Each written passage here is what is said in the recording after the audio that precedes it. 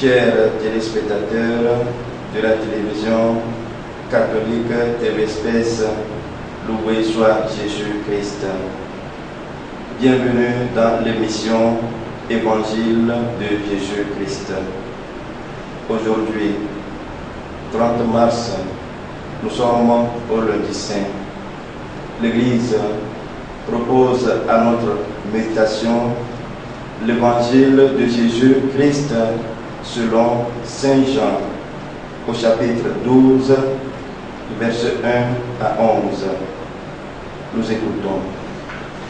6 jours avant la Pâque, Jésus vint à Béthanie où habitait Lazare, celui qu'il avait ressuscité d'entre les morts.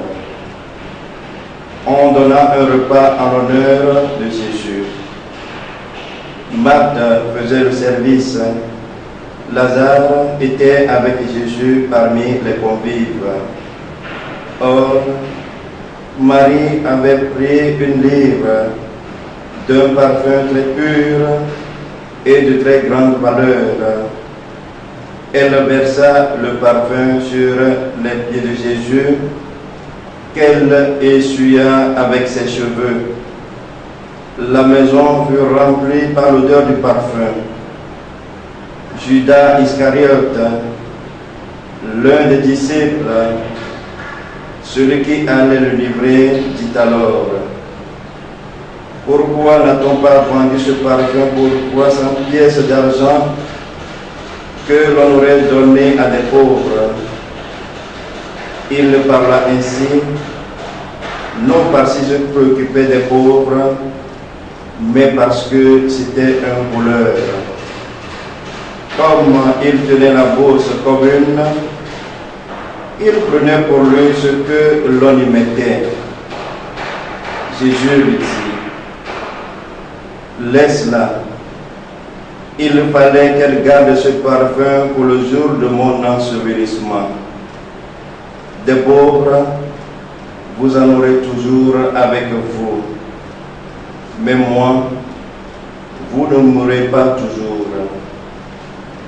Or, une grande foule de Juifs apprit que Jésus était là, et ils arrivèrent, non seulement à cause de Jésus, mais aussi pour voir ce Lazare qu'il avait ressuscité d'entre les morts. Les chefs des prêtres décidèrent alors de faire mourir aussi Lazare, parce que beaucoup de Juifs, à cause de lui, s'en allaient et croyaient en Jésus. Parole du Seigneur.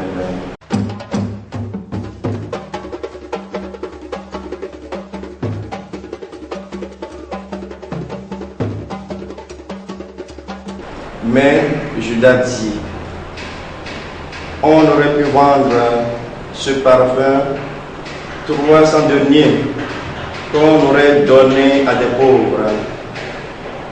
Judas ne disait pas cela par souci des pauvres, mais parce que c'était un voleur. Bien sûr, dans le Christ, avec le dimanche des Rameaux hier, nous sommes dans la semaine sainte, la dernière semaine de Carême.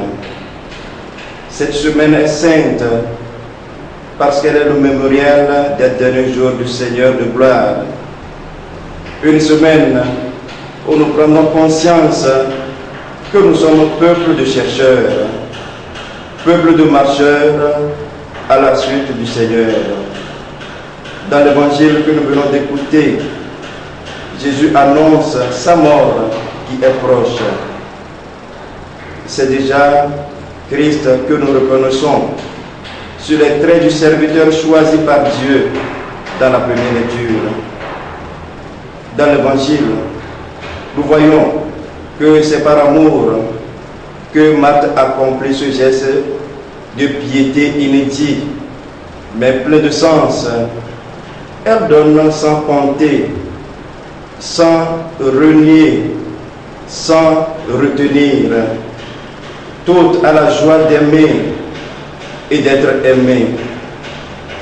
Judas voit ce geste de Marie d'un mauvais œil.